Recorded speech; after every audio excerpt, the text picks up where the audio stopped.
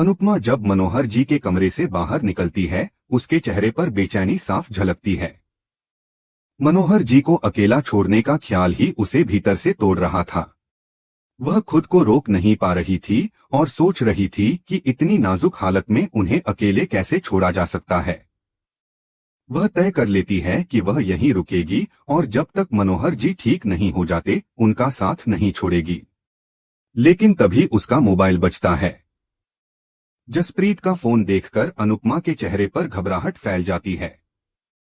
जसप्रीत सीधी बात करती है, क्या तुम्हें सैलरी मिल गई? मकान मालिक बार बार कॉल कर रहा है।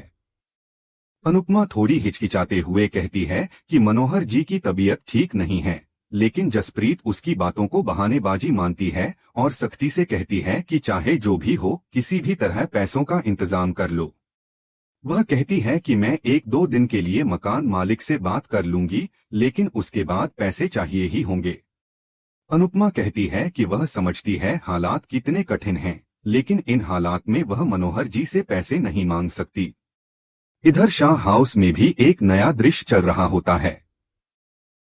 अंश लीला को कुछ पैसे देता है ताकि घर का खर्चा आसानी से चल सके। उसी वक्त किंजल खुशी खुशी बताती है कि उसे भी नौकरी मिल गई है और वह भी अब परिवार की जिम्मेदारी में हाथ बंटाएगी। लीला और अंश यह सुनकर बेहद खुश हो जाते हैं। अंश किंजल से कहता है कि वह नौकरी अपने मन की खुशी के लिए करे, क्योंकि वह घर की जिम्मेदारी उठाने को तैयार है। तभी प्रार्थना अंश को टिफिन देती है, लेकिन लीला उसे देखकर गुस्से में आ जाती है और उसे डांट देती है। वह कहती है कि वह अंश की पत्नी जैसा व्यवहार न करे, क्योंकि उसका अंश से रिश्ता गलत था और उसे अफसोस है। किंजल बीच बचाव करती है, लेकिन लीला उसे भी टोक देती है कि उसे समझाने की कोई जरूरत नहीं। वह कहती है कि वह औरतों की आंखों में सब कुछ पढ़ लेती है। लीला के जाने के बाद किंजल प्रार्थना से माफी मांगती है और कहती है कि लीला के शब्दों को दिल पर न ले। प्रार्थना मुस्कुरा देती है और कहती है कि आज तक किसी ने उसकी इतनी परवाह नहीं की जितनी अंश ने की है, इसलिए वह भी अंश के लिए कुछ करना चाहती है। किंजल उसे समझाती है कि कोई भी ऐसा कदम मत उठाना जिससे 2 परिवारों में दरार आ जाए। प्रार्थना मुस्कुराते हुए हामी भरती है और दोनों गले लग जाते हैं। उधर अनुपमा मोहल्ले में पहुंचती है, जहां हर तरफ डेकोरेशन चल रही होती है। वह देखती है कि महिलाएं बहुत उत्साहित हैं। उसे एक औरत बताती है कि उनकी चोल को 40 साल पूरे हो गए हैं और इसी खुशी में सत्यनारायण की पूजा रखी गई है। अनुपमा यह सुनकर मुस्कुरा देती है। मोहल्ले की महिलाएं उससे निवेदन करती हैं कि वह पूजा के लिए प्रसाद बनाए। अनुपमा सहर्ष तैयार हो जाती है। उसी वक्त एक और महिला भागते हुए आती है और बताती है कि उनका केटरर ऑर्डर कैंसिल कर गया है, जिससे सब परेशान हो जाते हैं। तभी सरिता कहती है कि अनुपमा सब संभाल लेगी और सब मिलकर अनुपमा से अनुरोध करते हैं। अनुपमा थोड़ा सोचती है, लेकिन फिर मान जाती है। सरिता और बाकी महिलाएं भी वादा करती हैं कि वे उसकी मदद करेंगी। इसी दौरान जसप्रीत वहां पहुंचती है और अनुपमा को देखती है तो पूछती है कि उसे यह काम लेने की क्या जरूरत थी। अनुपमा कहती है कि पूजा का काम था, इसलिए मना नहीं कर पाई। तभी भारती वहां आती है और जसप्रीत उसे देखकर खुश हो जाती है। भारती बताती है कि उसकी शादी तय हो गई है और इसी महीने हो रही है, क्योंकि उसके होने वाले पति सुमित को यूएस जाना है। यह सुनकर अनुपमा भावुक हो जाती है और कहती है कि तुम इतनी जल्दी हमें छोड़कर चली जाओगी। वह तय करती है कि भारती की शादी का कैटरिंग काम वह खुद संभालेगी। जसप्रीत और भारती उसकी मदद करने का वादा करती हैं। वहीं दूसरी तरफ पाखी और तोशु एक नई साजिश रच रहे होते हैं। पाखी चिंतित है कि कहीं वे पकड़े न जाएं, लेकिन तोशु उसे भरोसा दिलाता है कि ऐसा कुछ नहीं होगा। पाखी का सपना है कि वह ब्यूटी प्रोडक्ट्स का बिजनेस शुरू करे और तोशु से कहती है कि उसे उसका हिस्सा मिलना चाहिए। दोनों अपनी योजना को लेकर खुश होते हैं, लेकिन तभी बाबूजी अचानक आ जाते हैं और गुस्से में तोशु को जोरदार थप्पड़ मारते हैं। तोशु गिर जाता है और सभी चौंक जाते हैं। सभी पूछते हैं कि क्या हुआ। बाबूजी बताते हैं कि तोशु ने अनुपमा की मौत का फर्जी सर्टिफिकेट बनवाया है ताकि वह उसका पैसा हड़प सके। यह सुनकर पूरा परिवार स्तब्ध रह जाता है। उधर अनुपमा मोहल्ले की रसोई में सभी के साथ प्रसाद बना रही होती है। एक महिला कहती है कि उसे देखकर ऐसा लगता है जैसे वह वर्षों से यही कर रही हो। यह सुनते ही अनुपमा की आंखों में अपनी पुरानी रसोई की यादें ताजा हो जाती हैं, वो दिन जब वह पूरे घर को अपने हाथों से खाना बनाकर खिलाती थी, बिना थके, बिना शिकायत किए। जसप्रीत वहां पहुंचती है और पूछती है कि उसे यह सब करने की क्या जरूरत थी। अनुपमा कहती है कि यह सेवा का अवसर है और वह मना नहीं कर सकी। जसप्रीत को जब पता चलता है कि भारती की शादी तय हो गई है तो वह भी खुशी से झूम उठती है। भारती की आंखों में चमक और नई जिंदगी की उम्मीदें झलक रही थीं। अनुपमा कहती है कि वह भारती की शादी को खास बनाएगी, जैसे वह अपनी बेटी की शादी कर रही हो। अब अनुपमा के पास एक और जिम्मेदारी है, न सिर्फ भारती की शादी का खाना बनाना, बल्कि खुद को फिर से स्थापित करना। वहीं दूसरी ओर तोशु और पाखी का राज अब उजागर हो चुका है और बाबूजी के सामने अब यह सवाल है कि क्या ऐसे बच्चों को माफ किया जाए या उन्हें उनके किए की सजा दी जाए। तोशु सफाई देने की कोशिश करता है और कहता है कि उसे बस एक बार समझने का मौका दिया जाए। किंजल गुस्से में फट पड़ती है और कहती है कि ऐसी घटिया हरकत की कोई माफी नहीं हो सकती। यह सिर्फ धोखा नहीं, बल्कि एक मां के विश्वास को तोड़ने की कोशिश थी। तोशु और पाखी की नीयत पर अब हर किसी को शक हो गया है और शाह परिवार के सामने एक नई चुनौती खड़ी हो गई है। अनुपमा को इन सब से बेखबर मोहल्ले की रसोई में सिर्फ एक ही बात सुकून देती है, लोगों की मुस्कान और उसका पुराना जीवन जो धीरे धीरे वापस लौट रहा है, एक नई उम्मीद के साथ। तोशु जब कहता है कि उसने भले गलती की हो, लेकिन उसकी नीयत गलत नहीं थी, तो बाबूजी गुस्से से भड़क उठते हैं।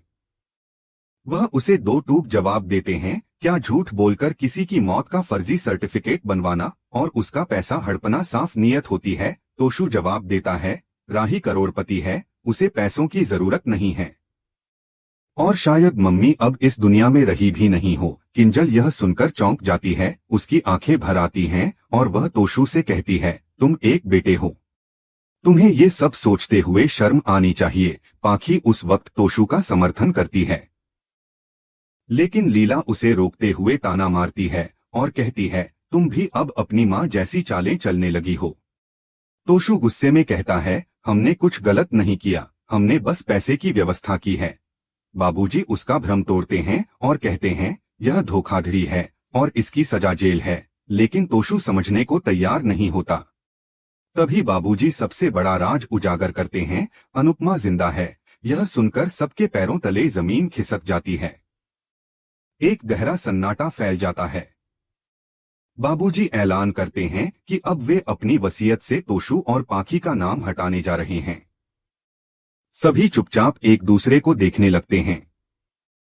घर वालों के चले जाने के बाद अंश तोशु और पाखी को सख्त लहजे में चेतावनी देता है, अगर तुम दोनों ने अब कुछ और गलत किया तो मैं खुद पुलिस में शिकायत करूंगा। तोशु और पाखी अब डर जाते हैं और उन्हें शक होता है कि शायद अनुपमा वाकई जिंदा है और कहीं छुपकर रह रही है। वे अब ठान लेते हैं कि वे अनुपमा को ढूंढ निकालेंगे, चाहे वह कहीं भी हो। दूसरी तरफ मोहल्ले में पूजा समाप्त होती है। सब लोग अनुपमा द्वारा बनाए गए प्रसाद की खूब तारीफ करते हैं। यह सब सुनकर अनुपमा के चेहरे पर संतोष की झलक दिखती है। भारती और जसप्रीत भी उसके बनाए भोजन से बेहद प्रभावित होती हैं। अनुपमा हाथ जोड़कर भगवान से प्रार्थना करती है, हे भगवान, सभी का जीवन खुशियों से भरपूर रहे।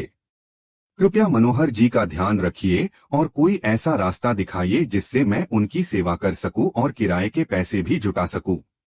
इसी दौरान दूसरी ओर प्रेम राही को एक सरप्राइज देता है, उसकी खुद की डांस एकेडमी। राही जब अनुज डांस एकेडमी का नाम देखती है तो उसकी आंखें भर आती हैं। वह अनुज की तस्वीर को देखकर भावुक हो जाती है। प्रेम मुस्कुराकर बताता है कि यह पराग का आइडिया था। पराग भी राही से पूछता है कि क्या डांस एकेडमी का नाम उसे पसंद आया। राही खुश होकर पराग का आशीर्वाद लेती है।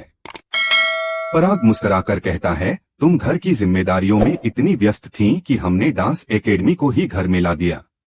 राही भावुक होकर कहती है, हर कामयाब औरत के पीछे भी एक पुरुष होता है जो उसका साथ देता है। अगर घर वाले साथ न हो तो कोई भी लड़की आगे नहीं बढ़ सकती। तभी प्रेम राही को एक जोड़ी घुंघरू देता है। जैसे ही राही उन्हें छूती है, उसे अनुपमा के साथ बिताया गया डांस का एक पुराना पल याद आ जाता है। वह थोड़ा घबरा जाती है, लेकिन प्रेम और पराग उसे समझाते हैं कि अब उसे अपने सपनों को उड़ान देनी चाहिए। प्रेम म्यूजिक ऑन करता है और राही डांस करने लगती है। वह धीरे धीरे अपने पुराने अंदाज में लौट आती है और खुलकर नाचने लगती है। उसकी खुशी उसके चेहरे पर साफ नजर आती है। इसी बीच घर के बाकी सदस्य भी वहां पहुंच जाते हैं और राही को डांस करते देख वे भी मस्ती में झूमने लगते हैं। पूरा माहौल खुशियों से भर जाता है। तभी ख्याति वहां आती है और सबको डांस करता देख नाराज हो जाती है। उसके चेहरे पर गुस्सा साफ नजर आता है। कुछ ही देर में माही भी वहां पहुंचती है और उसे यह सब देखकर हैरानी होती है। ख्याति गुस्से में आकर म्यूजिक बंद कर देती है और सब चौंक कर उसकी ओर देखने लगते हैं। उधर मोहल्ले में जसप्रीत स्टेज पर एंकरिंग कर रही होती है। वह बड़े उत्साह से कहती है कि उनकी चोल को 40 साल पूरे हो गए हैं। सरिता से थोड़ी नोकझोंक के बाद भारती बीच बचाव करती है और माहौल शांत कर देती है। जसप्रीत पूरे मोहल्ले को बधाई देती है और कहती है कि इस मोहल्ले की सबसे अच्छी बात यह है कि यहाँ पड़ोसी एक दूसरे के काम आते हैं, मिलकर त्योहार मनाते हैं और मुश्किलों में साथ खड़े रहते हैं। इसके बाद जसप्रीत कहती है कि इस साल एक सरप्राइज परफॉर्मेंस रखा गया है, जिसमें मोहल्ले की महिलाएं स्टेज पर डांस करेंगी। वह सरिता और बाकी औरतों को मंच पर बुलाती है। सब तालियों की गड़गड़ाहट से उनका हौसला बढ़ाते हैं। भारती और अनुपमा यह सब देखकर बहुत खुश होती हैं और उनके चेहरे पर संतोष और अपनापन झलकता है। एपिसोड के अंत में दिखाया जाता है कि अगले दिन प्रेम राही को एक बड़े मौके के बारे में बताता है, एक नेशनल डांस कंपटीशन जिसमें राही को भाग लेना चाहिए। प्रेम कहता है कि अब राही के लिए अपने सपनों को नई ऊंचाइयों पर ले जाने का वक्त है। वहीं जसप्रीत भी इस कंपटीशन के बारे में मोहल्ले में चर्चा करती है और कहती है कि अगर वे इसे जीत लें तो पैसों की उनकी सारी जरूरतें पूरी हो सकती हैं। यह सुनकर अनुपमा सोच में पड़ जाती है, क्या भगवान मुझे बार बार डांस की तरफ इसलिए ले जा रहे हैं क्योंकि यही मेरी राह है। उसका मन भावनाओं से भर उठता है। वह जानती है कि डांस उसकी आत्मा का हिस्सा है, लेकिन हालात बार बार उसे उसकी जिम्मेदारियों की ओर खींच लेते हैं। सवाल बहुत हैं, रास्ते मुश्किल हैं, लेकिन अनुपमा का मन एक नई उम्मीद से भर गया है। शायद यही वक्त है खुद से एक बार फिर मिलने का, अपने पैशन को आवाज देने का और साबित करने का कि एक औरत हर मोड़ पर फिर से खड़ी हो सकती है, चाहे हालात कैसे भी हों। इस मोड़ पर कहानी सिर्फ संघर्ष की नहीं, आत्मविश्वास और जुनून की बनती जा रही है। और जहां जुनून हो, वहां कोई भी मंजिल दूर नहीं।